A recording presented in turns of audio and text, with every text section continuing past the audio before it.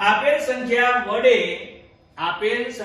વડે જે સંખ્યાઓને નિશેષ ભાગી શકાય તે સંખ્યાનો આપેલ સંખ્યાના અવયવી કહેવાય. પહેલા આને જેના વડે જે સંખ્યા વડે જે સંખ્યાને એટલે હવે ઘણી બધી સંખ્યાઓ હશે અને એ કેવી રીતે ભાગવાનું છે? નિશેષ. તો એ સંખ્યાને આપેલી સંખ્યાના અવયવી કહે છે. ધારો કે અહીંયા ઉદાહરણ છે કે 7 વડે કોને ભાગી શકાય? તો 7 ને 7 વડે ભાગી શકાય, 14 ને પણ 7 વડે ભાગી શકાય, 21 ને 7 વડે ભાગી શકાય, 28 ને 7 વડે ભાગી શકાય. પેલામાં ભાગાકાર હતો ને, અહીંયા શોર્ટ યાદ રાખો, અહીંયા ગુણાકાર થાય. એટલે કે ઘડિયો બોલવાનો. અહીંયા 7 નો ઘડિયો બોલો.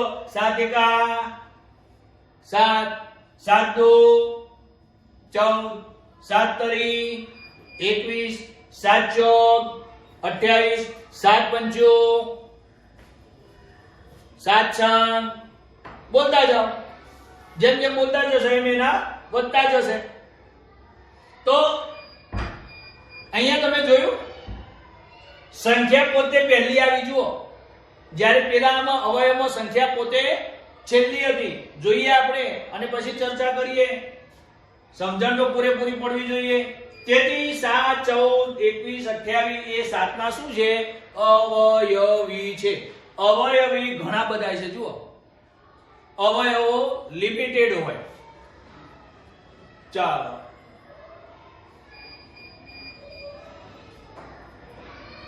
અવયવી વિશે આટલું જાણીએ. હવે આ અવયવી વિશે જાણવું છે કે દરેક સંખ્યા પોતે પોતાનો અવયવી છે, કારણ કે એનાથી તો પહેલી શરૂઆત જ થાય છે. હવે આગળ જોઈએ. દરેક સંખ્યાનો નાનામાં નાનો અવયવી સંખ્યા પોતે જ છે. અવયવમાં સંખ્યા પોતે મોટો છે, જ્યારે અવયવીમાં સંખ્યા પોતે જ નાનામાં નાનો છે. મતલબ અહીંયા શું થયું કે પોતાનાથી શરૂઆત થશે ને પોતે નાનો. તો અવયવ ને અવયવમાં હવે ડિફરન્ટ તમને સમજાતો હશે કે અવયવની અંદર જે પોતે સંખ્યા છે એ મોટામાં મોટી છે, અહીંયા એ નાનામાં નાની છે. પેલામાં 1 થી શરૂઆત થતી હતી અવયવ પાડવામાં, અહીંયા સંખ્યા પોતેથી શરૂઆત થાય છે. પેલામાં લિમિટેડ જ હતા અવયવ, જ્યારે આમાં અનલિમિટેડ છે. તમે ગમે તેમ ગુણે જ જાઓ, વધતા જ જશે. ચાલો, દરેક અવયવીને તે સંખ્યા વડે નિશેષ ભાગી શકાય છે.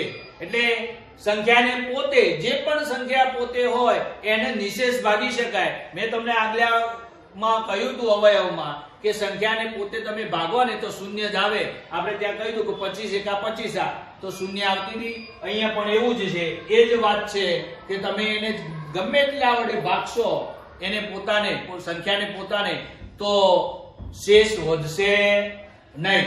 આજે ટ્રાય કરજો. 4, 5 અંકની સંખ્યા લઈ લેજો અને એના એ સંખ્યા વડે એને ભાગજો. જોજો તો એ સંખ્યાની ભાગાકાર થઈ જશે ને તો એ શેષ વધશે નહીં. પણ ઉપર ભાગફળમાં શું આવવું જોઈએ? 1 જ આવવો જોઈએ. હા, ધ્યાન રાખજો, ભાગફળમાં 1 જ આવવો જોઈએ. તો જ સંખ્યાનો અવયવી તે સંખ્યા કરતો મોટો અથવા તો તે સંખ્યાની બરાબર હોય છે. આ વ્યાખ્યા ત્યાં ઉલટી હતી થોડી.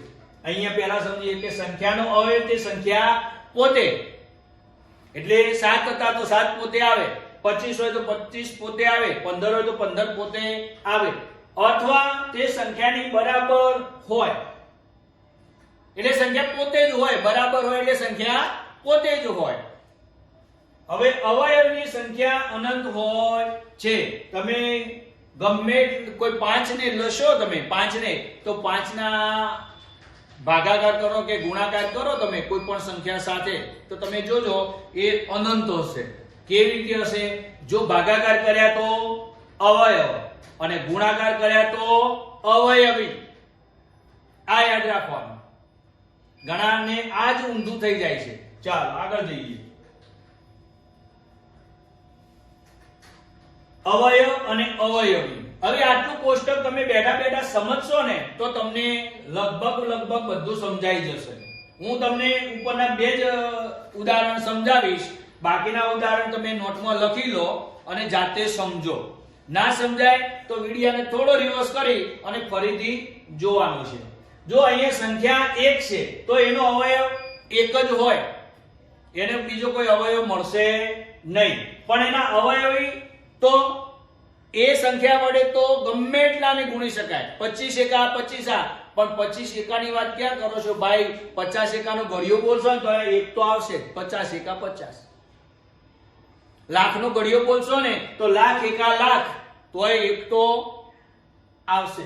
ઓકે, ચાલો હવે એના પછી 2 3 4 5 એના શું છે? અવયવ છે. એ તમારે જોવાનું હવે કેવી રીતે, મેં શીખવાડી દીધું છે. ચલો હવે 2 નું જોઈએ એટલે તમને સમજણ પડી જશે. તો 2 ની અંદર અવયવ કેટલા છે? તો 2 જ છે.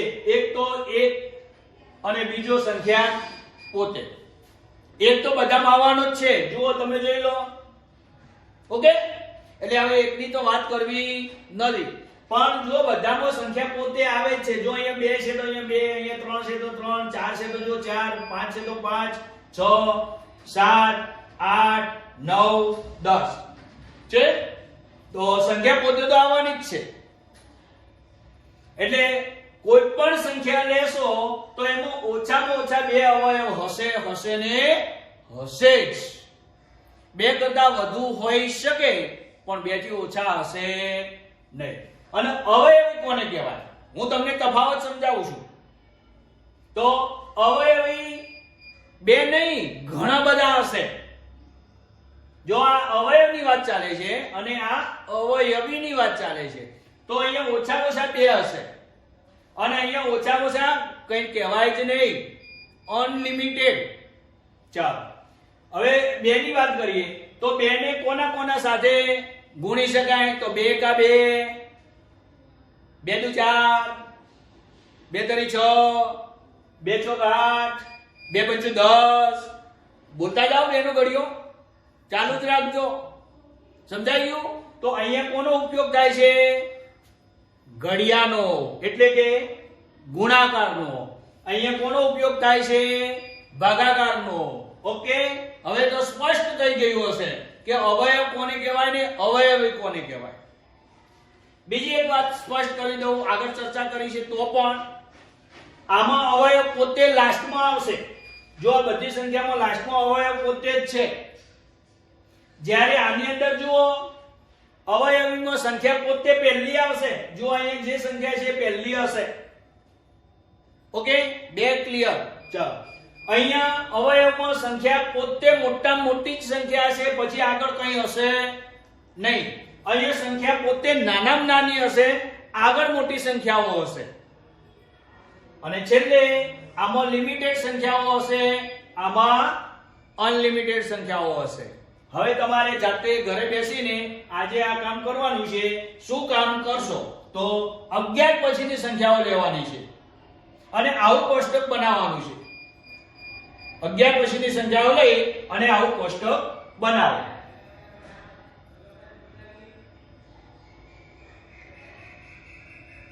ચલો, તમે અત્યાર સુધીમાં વિડિયો સાંભળ્યો છે, સહકાર આપ્યો છે, તો વિડિયોને લાઈક કરો, શેર કરો, સબસ્ક્રાઇબ કરો અને કોમેન્ટ કરો. તમારો